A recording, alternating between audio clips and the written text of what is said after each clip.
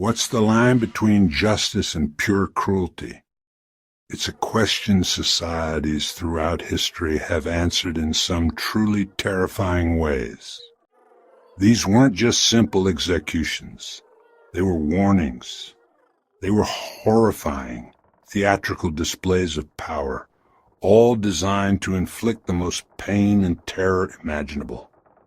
These punishments were engineered not just to end a life, but to completely obliterate the victim's humanity long before they took their final breath. From the twisted ingenuity of ancient Persia to the cold, mechanical efficiency of medieval Europe, we're about to take a journey into the darkest corners of our collective past. So, prepare yourself as we count down the 10 most brutal punishments in history. Kicking off our list at number 10 is a device whose name alone has become a synonym for torture: the rack. It's probably the most infamous instrument from the medieval period, getting a lot of use during the Spanish Inquisition, and its design was elegant in its horrifying simplicity. The rack was a large wooden frame, usually raised off the ground, with rollers at each end.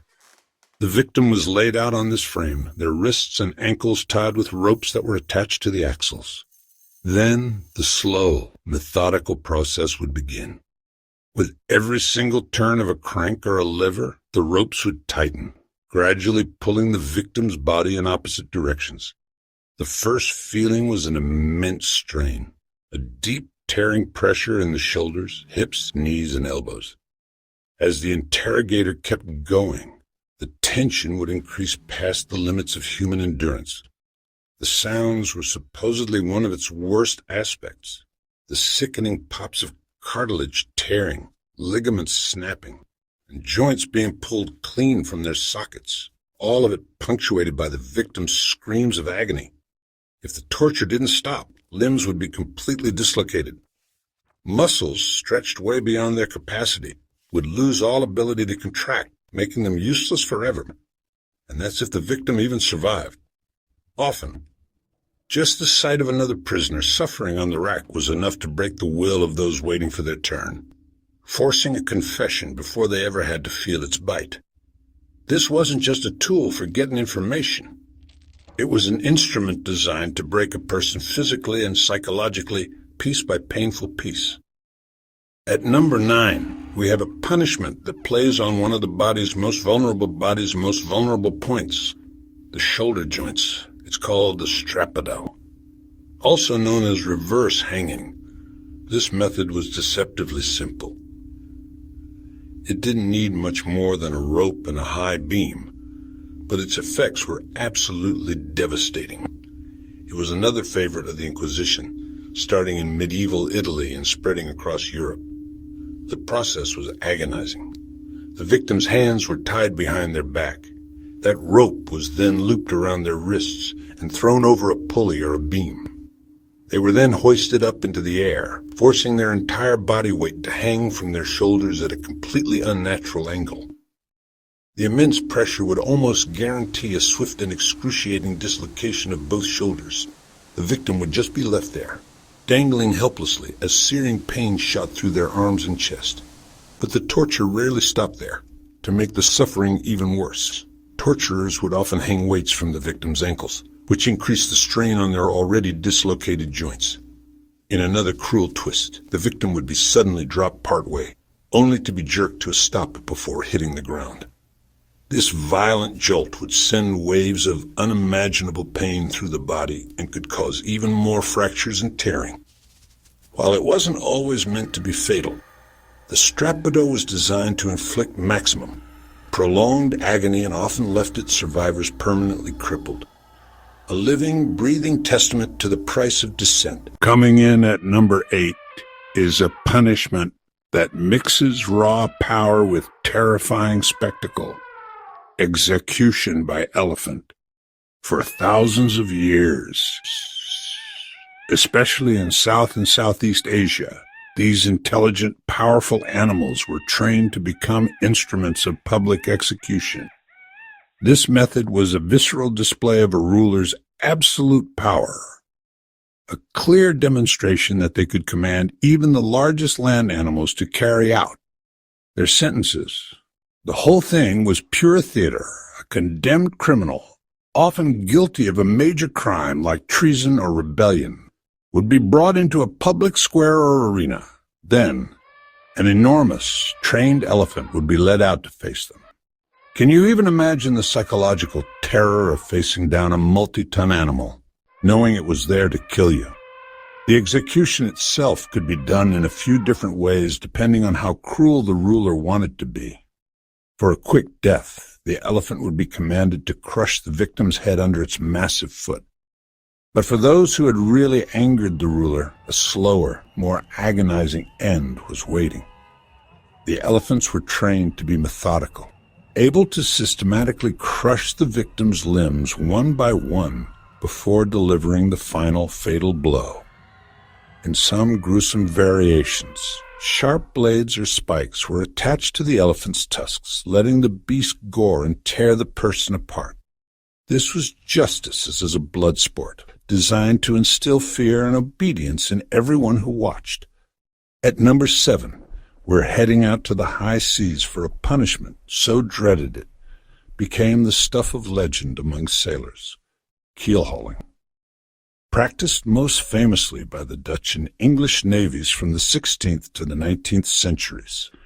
This was a punishment saved for the worst offenses you could commit on a ship. The name itself tells you everything you need to know about the horror. A sailor was tied to a rope that was looped underneath the entire ship, running from one side to the other. He was then tossed overboard. The crew on the other side would start pulling, dragging the poor soul down into the dark water, under the full width of the ship's hull. That's terrifying enough, but what made keel hauling so brutal was the ship's keel itself. The hull was almost always covered in a thick layer of sharp, jagged barnacles and other marine growth. As the victim was dragged across this surface, the barnacles would act like a giant cheese grater, tearing flesh from their body. Severe cuts, deep bruises, and broken bones were pretty much a guarantee.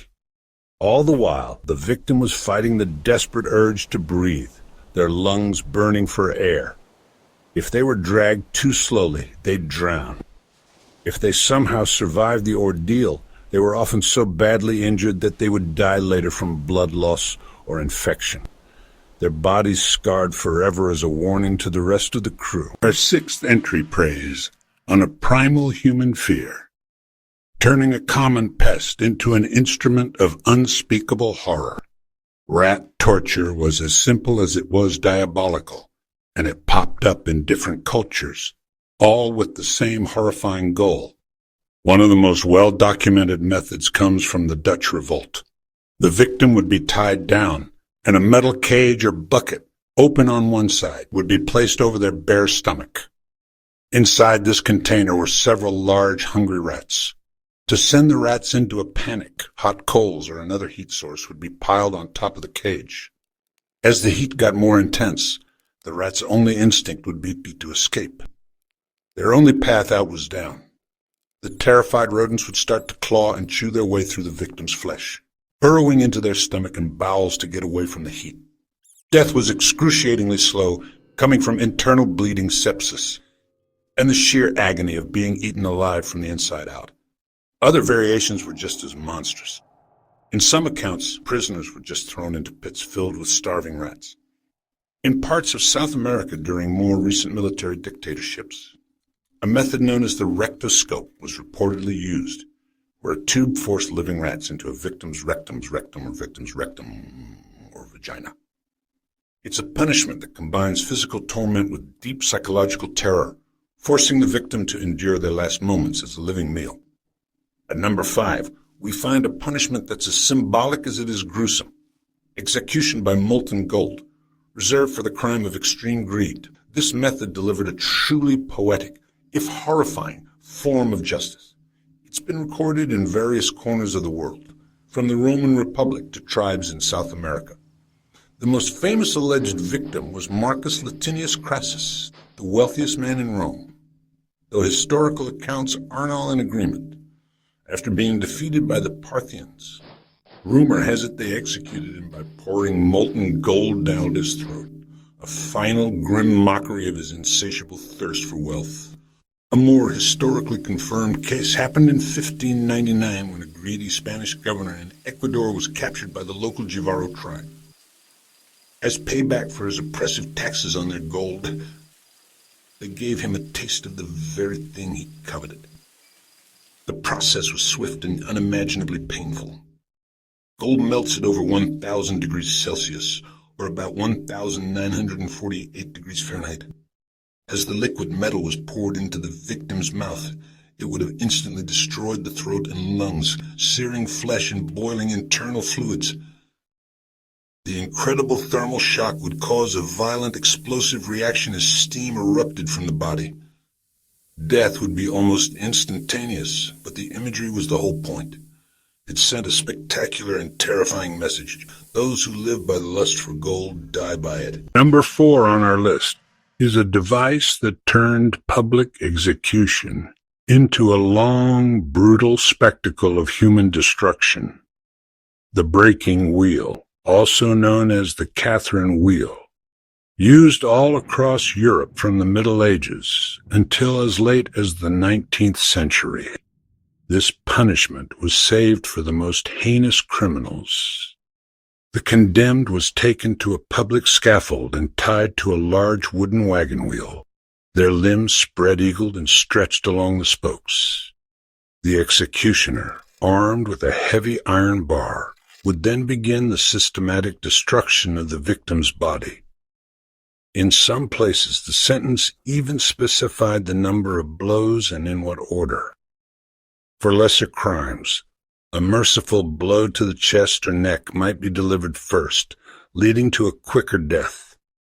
But for the worst offenders, the punishment was from the bottom up. The executioner would start with the shins, shattering the bones, then move to the thighs, then the arms. With each sickening crunch of the iron bar, the victim's body was methodically broken. After their limbs were shattered, the truly horrific part began.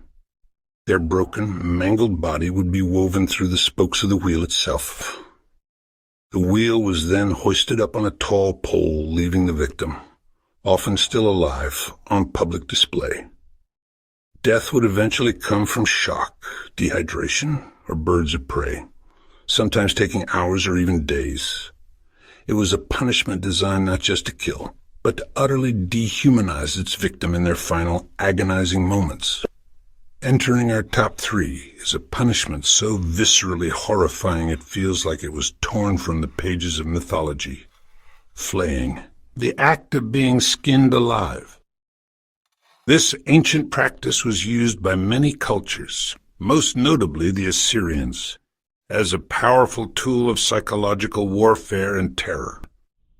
The goal was to remove the skin from the victim's body while keeping them conscious for as long as possible. The process was meticulous and agonizing.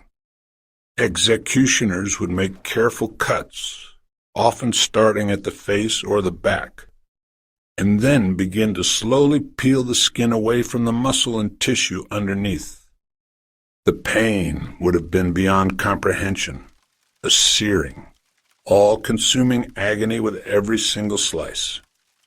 The Assyrians perfected this as a form of propaganda. One king, Strappado II, actually boasted in inscriptions about flaying rebellious leaders and nailing their skins to the walls of their own cities as a chilling warning to anyone who would dare defy his power. Death from flaying is caused by a combination of shock, massive fluid loss, hypothermia from having no skin, and eventually infection if the victim somehow survived the initial procedure. In some cases, victims were even crucified after being flayed. It's a punishment that strips away the very barrier between a person and the world, leaving them exposed to an agonizing death while serving as a grotesque trophy of power. Our runner-up for the most brutal punishment is a uniquely bizarre and terrifying creation from ancient Rome. Poena Calais, or the punishment of the sack. This fate was reserved for one of the most hated crimes in Roman society, parricide. Parricide, the murder of one's own parent or close relative. The punishment was designed to be as unnatural and chaotic as the crime itself. First, the condemned was whipped, and their head was covered with a bag made of wolf's hide. They were then forced into a large leather sack made of oxhide. But they weren't going in alone. Placed into the sack with them was a horrifying mix of live animals. A dog, a rooster, a viper, and a monkey. Each animal was chosen for its symbolic meaning, representing some kind of perversion of family or nature. Once the sack was sewn shut, plunging the victim into a dark, cramped space filled with panicking animals, it was thrown into a river or the sea. Death came in a storm of pure chaos. Inside the sack, the terrified animals would have scratched, bitten, and clawed at the victim and each other. The snake would strike, the dog would bite, and the monkey would thrash wildly. The victim would be simultaneously drowning, suffocating, and being attacked, completely unable to see or defend themselves. It was a multi-layered nightmare, a punishment crafted to deny the killer proper burial and ensure their final moments were a whirlwind of absolute terror. These punishments really represent the absolute extreme of human cruelty designed to inspire terror and enforce order. It's hard to even imagine enduring fates like these. Which of these methods do you find the most horrifying? Let us know in the comments below. And if you find these deep dives into the darker side of history fascinating, make sure to hit that subscribe button and ring the bell for more content. And now, at number 1, we have what is arguably the most drawn-out, psychologically tormenting, and stomach-churning punishment ever devised, Scaphism, also known as the boats. Attributed to the ancient Persians by Greek writers, Scaphism was a method of execution engineered to be a slow, agonizing descent into filth, madness, and decay. The process began by trapping the victim between 2 narrow boats or inside a hollowed-out tree trunk, with only their head, hands, and feet sticking out. They were then force-fed a mixture of milk and honey, a diet guaranteed to induce severe diarrhea. The same sticky mixture of milk and honey was then smeared all over their exposed face, hands, and feet. The prisoner was then left out in the sun, often near stagnant water. The sweet honey would immediately attract swarms of insects. Flies, wasps, and bees would descend on their face, stinging and tormenting them relentlessly. Meanwhile, trapped inside the boat, the victim would be stewing in their own accumulating excrement. This filth would attract other vermin, which would begin to breed in the corruption. These creatures, along with the insects, would then start to eat the victim's flesh, burrowing into their body and consuming them from the inside out as gangrene and infection set in. This whole process was repeated daily, with the captors returning to force-feed the victim more milk and honey, just to prolong the ordeal. One soldier named Mithridates was said to have endured this for 17 days before he finally died. Death by Scaphism was a slow, septic, horrifying process of being eaten alive by insects and rotting in your own filth. A truly nightmarish end that earns it the top spot on our list. From the rack to the boats, these punishments reveal a chilling truth about human history. Our capacity for cruelty is often just as great as our capacity for innovation. While we look back on these practices with horror now, they serve as a stark reminder of how societies have enforced their laws and expressed their power. Studying them isn't just about indulging in the macabre. It's about understanding the long, brutal journey toward the concepts of human rights and humane justice that we value today. It forces us to ask one final, unsettling question. Are we